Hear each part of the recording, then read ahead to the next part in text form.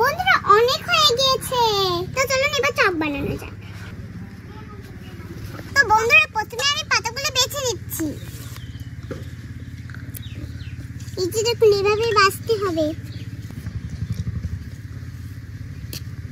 পানি দিয়ে দিচ্ছি।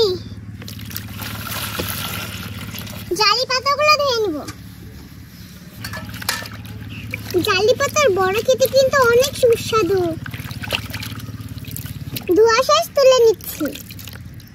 দিয়ে দিচ্ছি প্রথমে বেসন, দিয়ে দিচ্ছি মরিচের গুঁড়া, হলুদের গুঁড়া, লবণ দিয়ে দিচ্ছি, হালকা পরিমাণে জিরার গুঁড়া, পরিমাণ মতো পানি দিয়ে দিচ্ছি,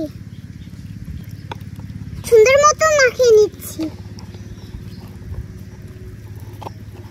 সুন্দর মতো গুলে নিচ্ছি।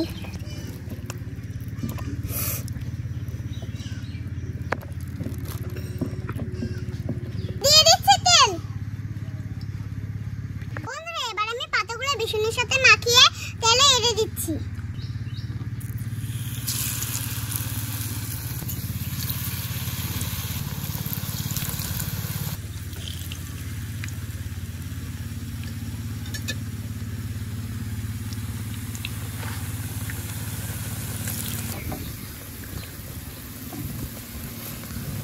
বন্ধুরা কি সুন্দর হচ্ছে জালি কুমড়ার পাতার চপ, খেতেও খুব সুস্বাদু, কিন্তু আপনারাও বাসায় ট্রাই করবেন।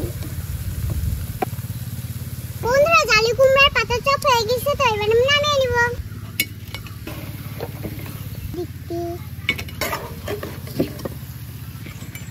এই যে দেখুন বন্ধুরা জালি কুমড়ার পাতার বড় হয়ে গিয়েছে, তো এবার আমি খেয়ে জানাবো কেমন মজা হয়েছে।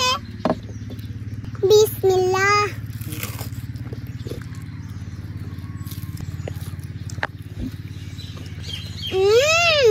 সুন্দর।